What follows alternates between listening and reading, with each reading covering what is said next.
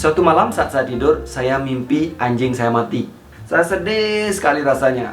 Ya, menangis seolah saya merasakan tangisan itu nyata banget ya. Nah, mimpi itu saya alami setelah tadi siang. Ya, tadi siang sebelum saya tidur, anjing saya memang benar mati karena ketabrak. Nah, artinya kejadian yang terjadi di keadaan nyata itu terbawa ke dalam mimpi. Nah, semua orang pasti pernah bermimpi saat tidur.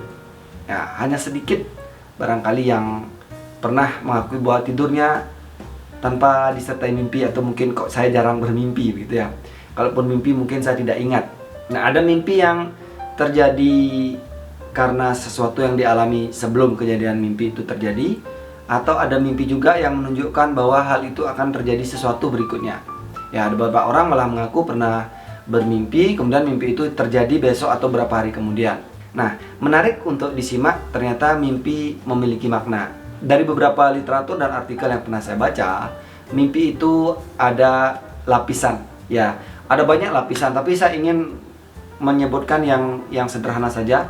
Kita bagi saja ke dalam 3 lapisan. Ya, ada menyebutkan dalam 7 lapisan. Artinya mimpi itu bisa dilihat dari lapisan mana dari bagian tubuh kita yang mengalami mimpi.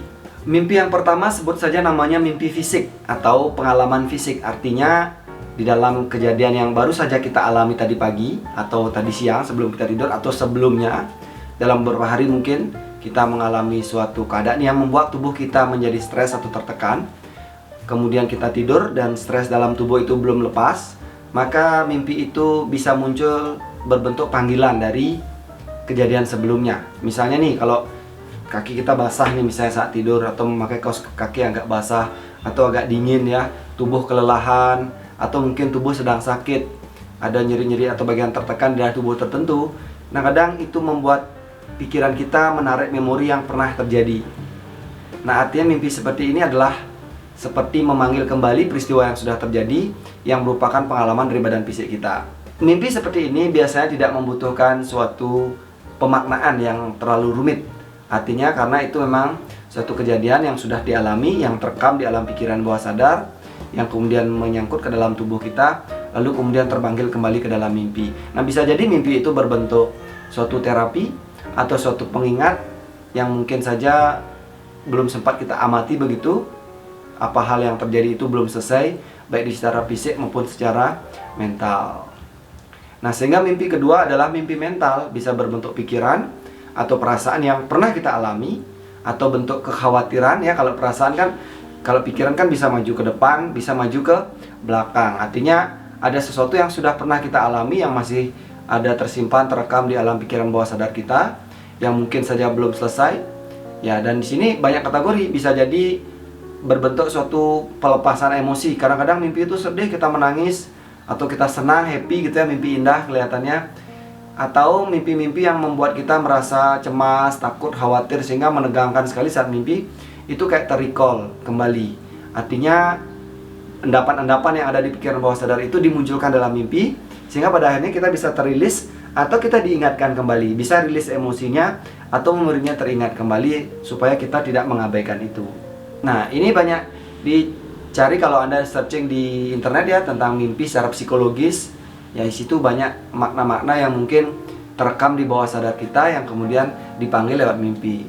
Ya, artinya mimpi di dua tahapan ini terjadi karena tubuh kita belum rileks saat tidur. Mungkin ada ketegangan daerah tertentu, pikiran kita juga mungkin belum rileks, emosi kita belum juga terlalu rileks sebelum tidur, sehingga itu menjadi suatu keterpanggilan, belum netral ya. Bisa saat happy sekali, bisa saat sedih sekali, atau saat marah sekali.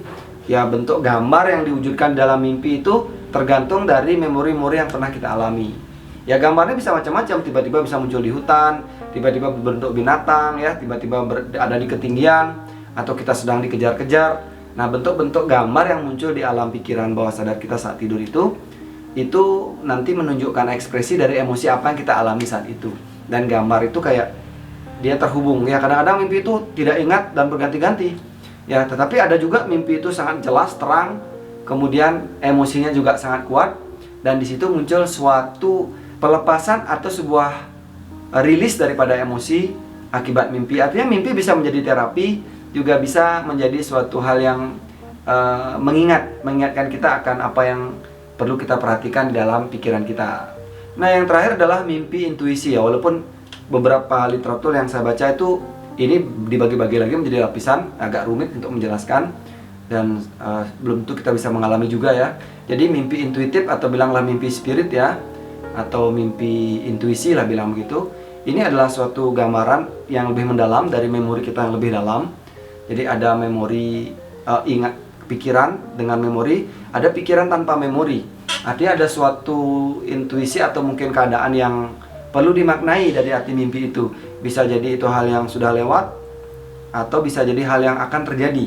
Nah, mimpi intuisi ini bisa dialami oleh orang-orang yang memang sudah berada dalam kondisi tertentu ya, artinya dia tidak lagi ada tekanan di dalam pikiran, tidak ada tekanan secara fisik, dan dia mungkin sudah menemukan diri sebagai spirit di dalam dirinya.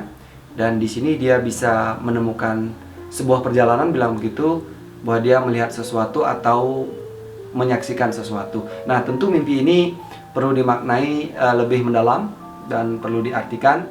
Kadang karena mimpi ini bersifat sesuatu yang bersifat firasat atau sesuatu yang mungkin berbentuk intuisi pengingat akan terjadi sesuatu yang memiliki makna yang perlu dimaknai secara mendalam. Tentu banyak sumber yang bisa kita pelajari dari apa itu arti mimpi tentang intuisi ini. Ada yang menggunakan primbon, ada yang menggunakan makna psikologi ya. Nah, macam-macam ya terjadi. Jadi artinya dari video ini bahwa barangkali tidak semua mimpi membutuhkan suatu perhatian khusus. Bisa jadi itu hanya bentuk terapi untuk merilis beban atau suatu pengingat, atau barangkali itu adalah sebuah intuisi yang perlu Anda kenali lebih awal. Saya yakin Anda tidak puas dengan pembahasan video ini. Anggap saja ini sebuah referensi bagi Anda untuk belajar lagi dengan video-video yang mungkin bisa ditemukan di channel-channel YouTube lain atau mungkin di artikel. Terima kasih, sampai jumpa di video selanjutnya.